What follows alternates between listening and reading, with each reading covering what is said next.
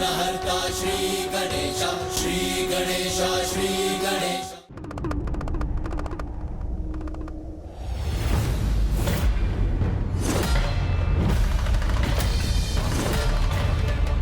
चुनौती दी है उसने, मात्र मुझे नहीं, मेरी संपूर्ण सेना को युद्ध के लिए ललकारा है।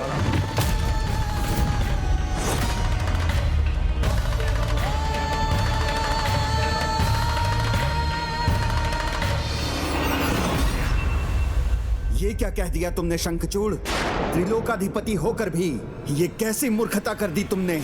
तुम्हारे अति उत्साह ने तुम्हें अपना दास बना दिया है। अपने वरदान के रहस्य का संकेत ही नहीं दिया, अपितु स्वयं महादेव को उनकी सेना के साथ ललकार दिया। पुत्र, उचित कहते हैं गुरुदेव, तुमने बहुत बड़ी भूल की है। महादेव हैं वो, उनकी शक्ति का किसी को भी अनुमान नहीं, और तुमने उनकी सेना को भी चुनौती दे डाली। इसमें कौन कौन योद्धा हैं, ये भी हमें ज्ञात नहीं। महादेव की सेना है महाराज दम, उसमें सबसे पराक्रमी योद्धा ही होंगे। हर हर महादेव। सर्वप्रथम मैं उन्हें युद्ध में भाग लेने के लिए आह्वान करता हूँ। महादेव की जटाओं से उत्पन्न होने वाले श्री वीरभद्र जी का,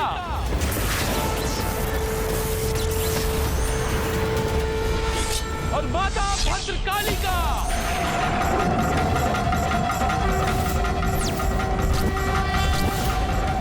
प्रणाम प्रभु।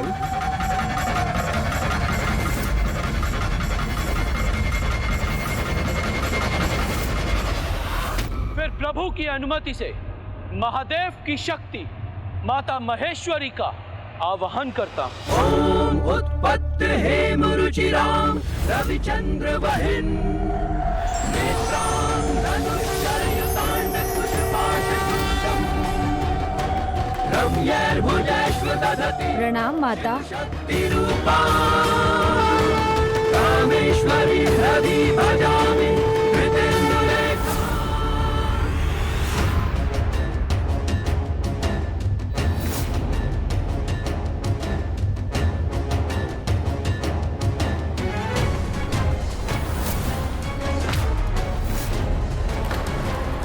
मैं दीपक की लौ को बुझने नहीं दूंगी, सुरक्षित रखूंगी इसे। अब मैं आवाहन करता हूँ 33 कोटि देवताओं का, जिनमें 12 आदित्य हैं, जो प्रभु महादेव की कृपा से महर्षि कश्यप की संतान के रूप में जन्मे हैं और संसार में प्रकाश और पूजा के कारक हैं। 8 वसु, जो महर्षि कश्यप की ही संतानें हैं और 8 दिशाओं के स्वामी हैं। और अब मैं आह्वान करता हूं औषधि और उपचार के देवता सूर्यपुत्र दोनों अश्विनी कुमारों का, 11 रुद्र,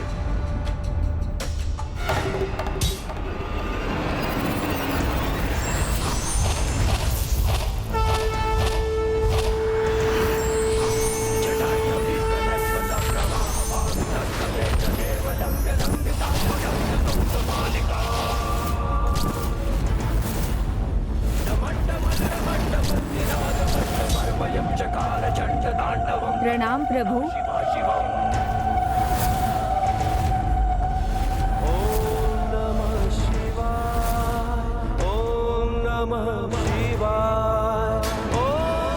संसार पर ग्रह दशाओं के अनुसार प्रभाव डालने वाले नवग्रह सूर्य, चंद्र, मंगल, बुध, बृहस्पति, शनि, राहु, केतु और शुक्र का। हाँ, उचित सुना तुमने। मेरा भी आह्वान किया है नंदी जी ने, इसीलिए मुझे भी महादेव की सेना का भाग बनने के लिए जाना होगा।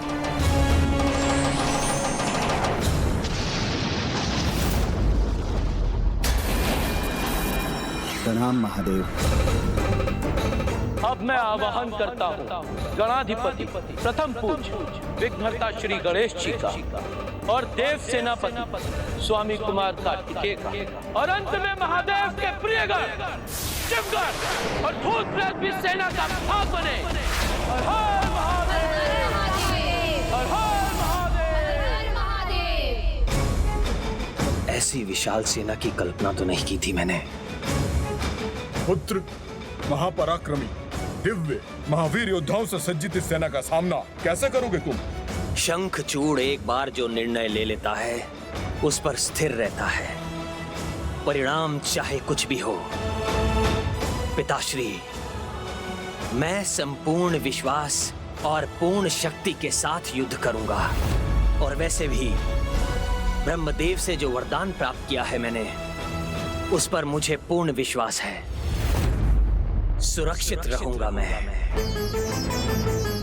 प्रभु, पूजा के दीपक का बुझना अशुभ होगा, किंतु कुछ भी हो जाए, मैं किसी भी अशुभ की छाया अपने स्वामी पर नहीं पड़ने दूंगी। यदि प्रभु महादेव 33 कोटि देवताओं से सज्जित सेना के साथ आएंगे तो मैं भी पीछे नहीं हटूंगा। मेरी भी विशाल सेना होगी, असुर सेना, दानव सेना, दैत्य सेना, राक्षस सेना।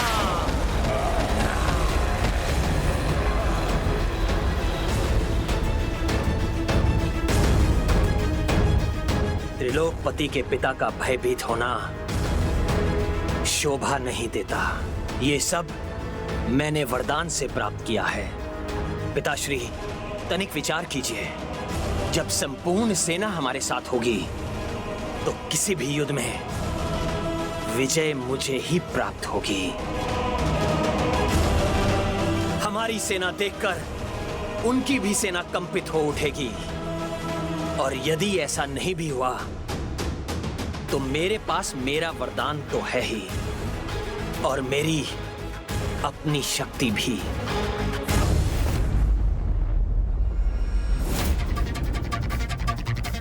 देवी तुलसी, अपने पति का विजय तिलक कीजिए। आज मैं महादेव से युद्ध करने जा रहा हूं।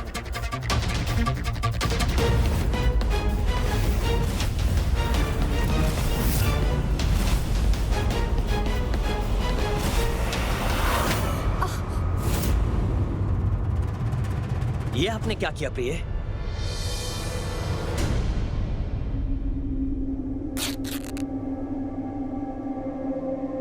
इस अग्नि से अपने हाथों को क्यों आहत किया?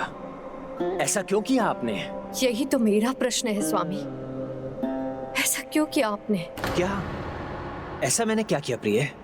आपने महादेव को चुनौती क्यों दी? क्योंकि वो मेरा कर्तव्य था प्रिय। सर्वप्रथम चुनौती मुझे दी गई थी। मुझे स्वर्ग लोक का सिंहासन त्याग कर पाताल लोक प्रस्थान करने को कहा गया था। क्या वो उचित था? न्याय था? और यदि मैं पाताल लोक चला भी जाता तो क्या पाताल लोक के वासी मुझे स्वीकार करते, सम्मान देते? क्या मेरे सम्मान से बड़ा कुछ है आपके लिए? हाँ स्वामी, आपका जीवन।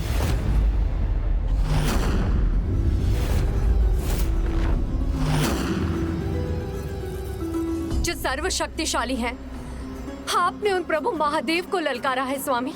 प्रिय तुलसी, तुम मेरी शक्ति का आधार हो, और अपनी जिस शक्ति से मुझे बल प्राप्त होता है, यदि वो भयभीत है तो मैं बिना युद्ध के ही पराजित हो जाऊंगा। तुम मेरे साथ नहीं रही तो मेरी तो मृत्यु वैसे ही हो जाएगी प्रिय। नहीं नहीं स्वामी, ऐसा कदापि नहीं होगा। नहीं होगा, क्योंकि मुझे आप पर पूरा विश्वास है, और जो विश्वास आपने मुझ में जगाया है उसे छीनिए मत। प्रिय, मुझे वो तुलसी चाहिए, साहस और विश्वास जिसका परिचय है, जिसने अपने पतिव्रत धर्म को गुरुदेव शुक्राचार्य के सामने मेरी ढाल बना दी। एक पतिव्रता स्त्री अपने पति के विरुद्ध एक भी अनुचित शब्द नहीं सुन सकती। ये भयभीत तुलसी नहीं, जो मेरे विश्वास को भी दुर्बल बना दे। और जब तक मैं अपने पतिव्रत धर्म पर रहूंगी, मेरे पति को कुछ नहीं होगा। मुझे वो तुलसी चाहिए, साहस और विश्वास जिसका परिचय है। आपने सर्वथा उचित कहा स्वामी। पतिव्रत की शक्ति समस्त संसार की शक्ति से अधिक शक्तिशाली होती है। इसलिए समय आ गया है मैं भी अपने पतिव्रत का उदाहरण प्रस्तुत करूं।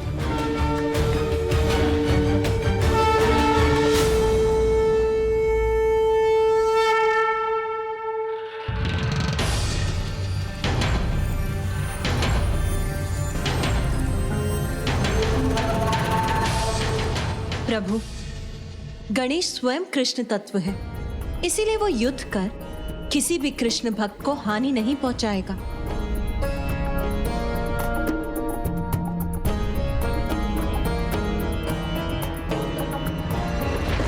किंतु गणेश हमारे लिए कुछ तो अवश्य कर सकता है देवी। प्रथम पूज्य विघ्नहर्ता गणेश के रूप में तो वो हमें आशीष देकर हमारा समर्थन कर सकता है। किसी भी शुभ कार्य का आरंभ सदा प्रथम पूज्य की पूजा से होना चाहिए। तो अब इस युद्ध के आरंभ में हम भी तुम्हारी शुभ पूजा का नियम निभाएंगे विघ्नहर्ता गणेश।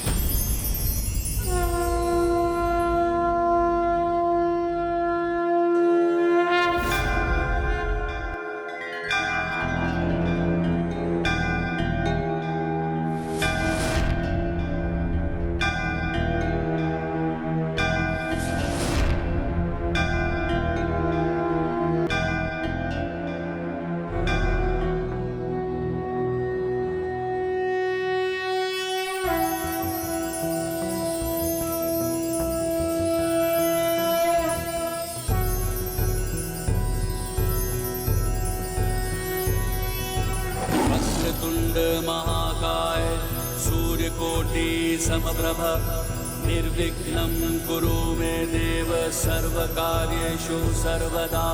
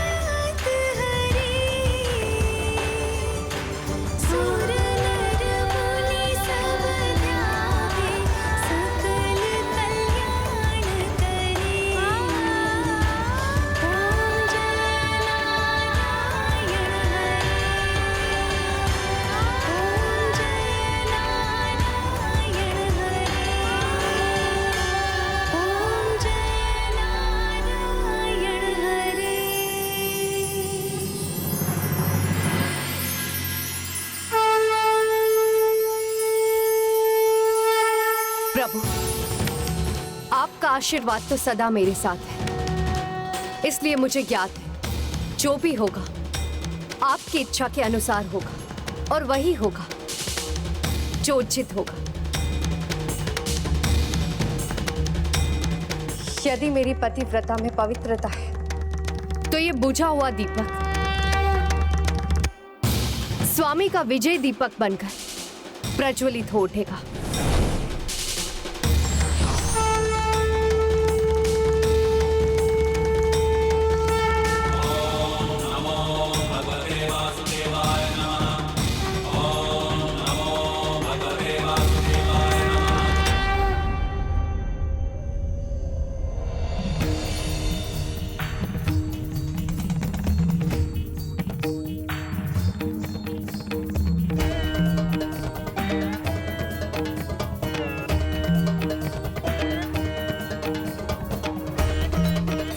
स्वामी, अभी इसी पल से आपके युद्ध के समाप्त होने तक मैं यही इसी स्थान पर अन्न जल त्याग कर पूर्ण भक्ति भाव से आपकी सुरक्षा के लिए पूजा करूंगी। और मैं आपको विश्वास दिलाती हूँ कि जब तक मेरा पातिव्रत्य सुरक्षित, उसकी शक्ति सुरक्षित, कैसा भी संकट क्यों ना आ जाए, भयंकर से भयंकर बवंडर ही क्यों ना आ जाए, मैं आपके इस विजय दीपक को कदापि नहीं बुझने दूंगी।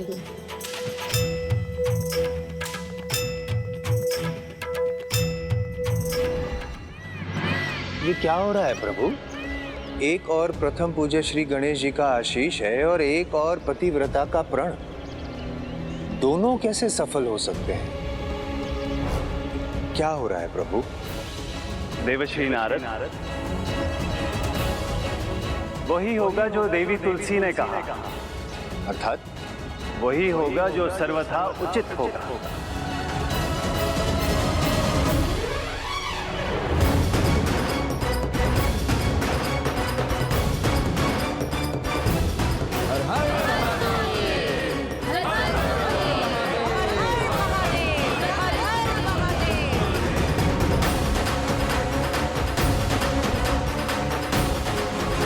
त्रिलोक विजेता सम्राट शंखचूड़ की, त्रिलोक विजेता सम्राट शंखचूड़ की,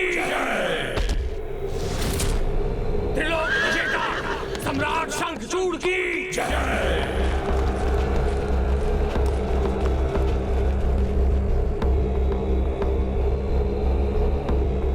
आक्रमण की आज्ञा दीजिए पिताश्री।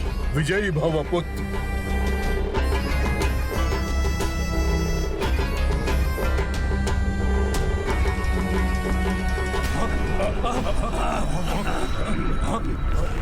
क्या ये महादेव की सेना है पुत्र?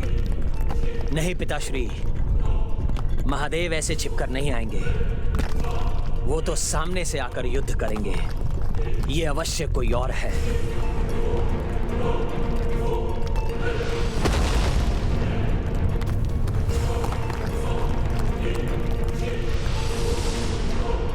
कौन है ये शत्रु जो छिपकर वार कर रहा है? चिंता मत कीजिए पिताश्री, मेरा अग्नि अस्त्र इस द्रव्य को नष्ट कर देगा।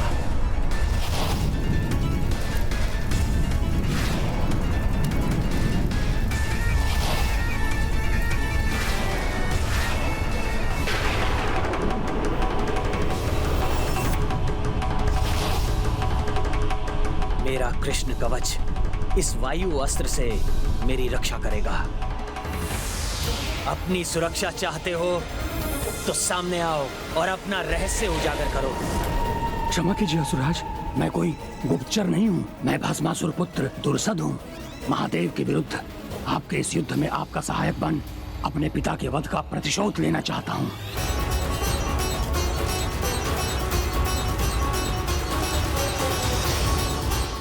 महादेव के विरुद्ध आपके इस युद्ध में आपका सहायक बन अपने पिता के वध का प्रतिशोध लेना चाहता हूँ।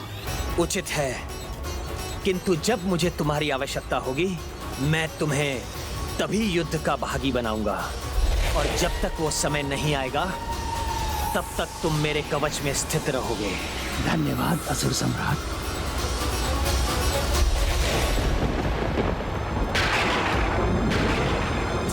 अब ये क्या है पुत्र? और कोई नहीं, ये महादेव की ही सेना है पिताश्री। आगे बढ़ो। लोक विजेता सम्राट शंखचूड़ की हर हर महादेव, हर हर महादेव, हर हर महादेव। हर हर महादेव।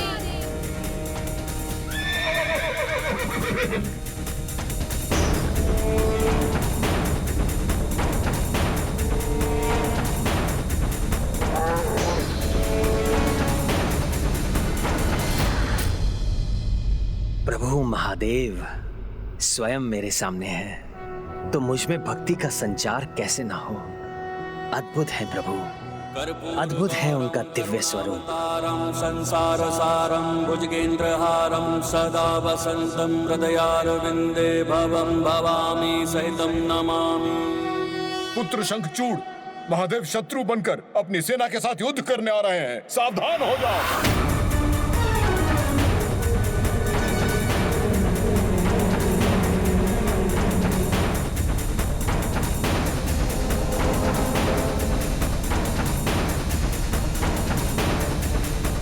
पुत्र, ये तुम क्या कर रहे हो? जो लोग शत्रु बनकर आए हैं, तुम उनके पास क्यों जा रहे हो? ये कर क्या रहा है? कदाचित पिताश्री महादेव के साक्षात योद्धा रूप को देखकर इसकी सुबुद्धि जाग उठी।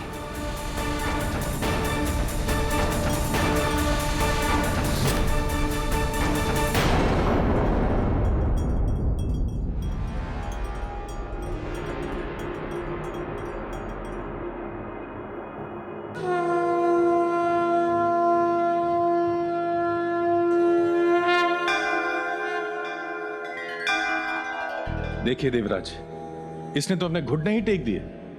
कदाचित ये अपने घुटनों पर बैठकर बिना युद्ध किए ही समर्पण करने वाला है।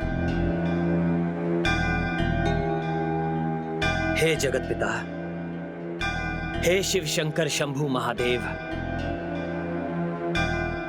दंभ पुत्र शंखचूड़ का प्रणाम स्वीकार कीजिए।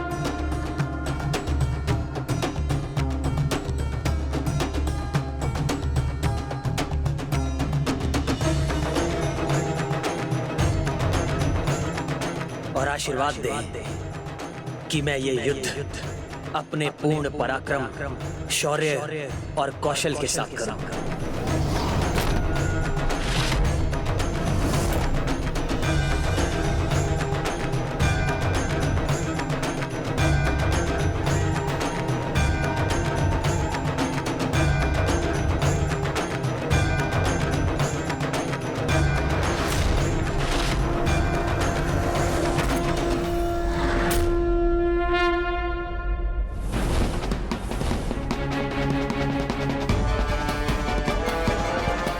क्या कर दिया महादेव ने?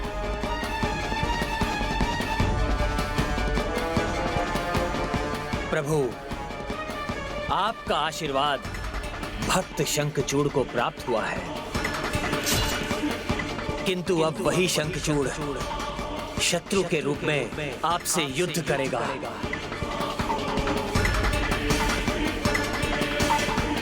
और आपकी सेना त्रिलोकाधिपति शंखचूड़ का स्पर्श तक नहीं कर सकेगी।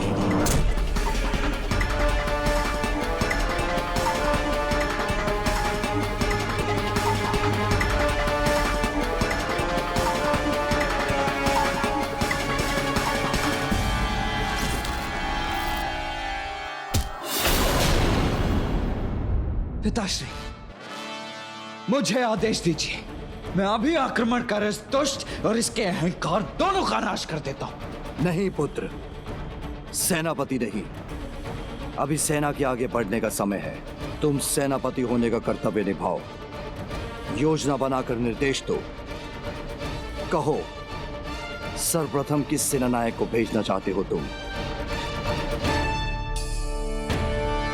योजनाओं में समय व्यर्थ नहीं करूंगा मैं, सीधा आक्रमण करूंगा और अंत करूंगा इस युद्ध का।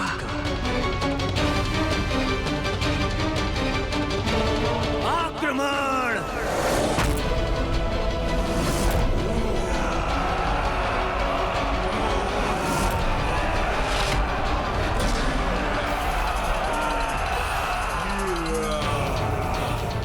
लगता है देव सेनापति के प्राण ही सूख गए हैं हमारी विशाल सेना का आक्रमण देखकर। इसीलिए निर्णय नहीं ले पा रहे हैं कि सर्वप्रथम हमसे युद्ध कौन करेगा। जिसके ग्रह नक्षत्र शुभ नहीं होते वही महादेव और उनकी सेना को ललकारने का दुस्साहस करता है शंखचूड़। इसीलिए तुम्हें तुम्हारे ग्रहों की स्थिति से परिचित करवाने के लिए मैं सर्वप्रथम 9 ग्रहों को भेजता हूं।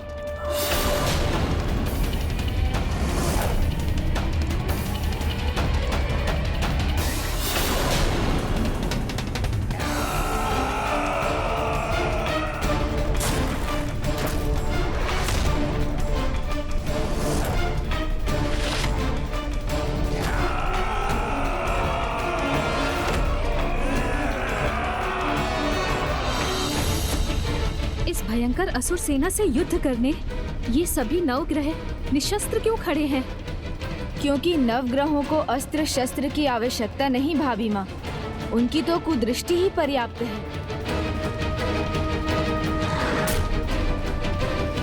ऋषि कश्यप पुत्र सूर्य का प्रभाव शीश और हृदय पर होता है। उनकी दृष्टि का सामना ये असुर कदापि नहीं कर सकेंगे।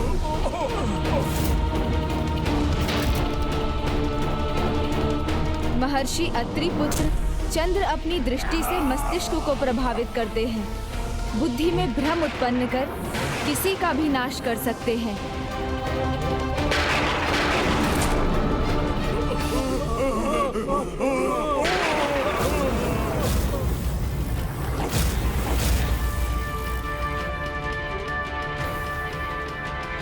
कहीं युद्ध के आरंभ में ही हमारी सेना नष्ट न हो जाए।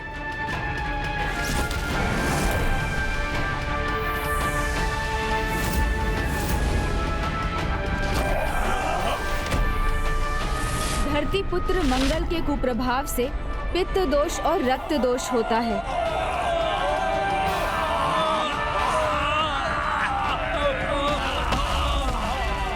ग्रहों में महान बुध का प्रकोप संवाद करने की क्षमता को हर लेता है।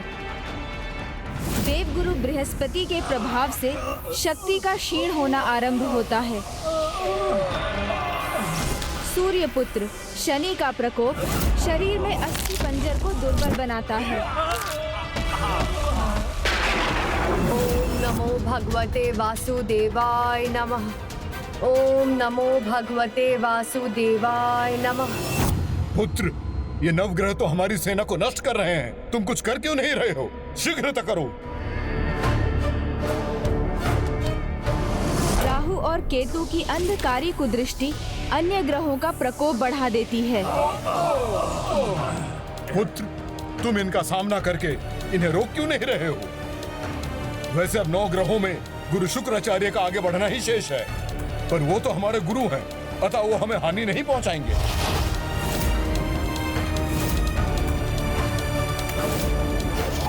और जहाँ असुर गुरु शुक्र की दृष्टि का प्रभाव होता है, वहाँ दृष्टि ही क्षीण पड़ने लगती है।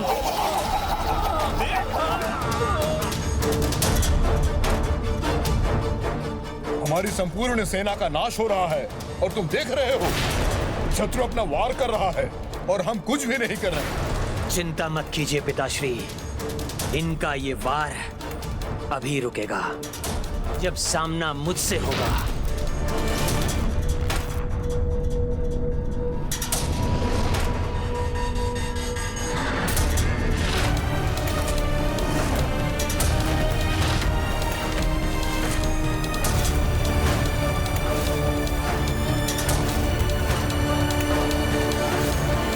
ग्रहों का प्रभाव शंखचूड़ के सामने है, फिर भी उसे कोई चिंता नहीं, जबकि अब तो सभी 9 ग्रह उसे ही घेर रहे हैं। ये शंखचूड़ के मन में क्या है? वो 9 ग्रहों के विरुद्ध कोई शस्त्र क्यों नहीं उठा रहा है? नारायण नारायण प्रभु, ये शंखचूड़ क्या करने वाला है?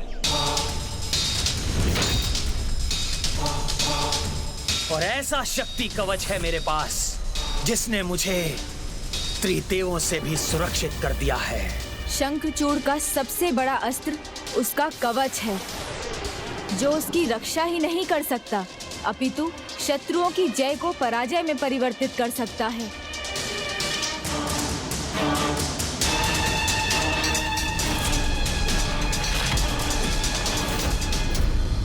शक्ति के अहंकार में चूर व्यक्ति ये भूल जाता है कि उसकी शक्तियों से ऊपर भी एक परम शक्ति है और यही भूल उसके पतन का कारण बनती है।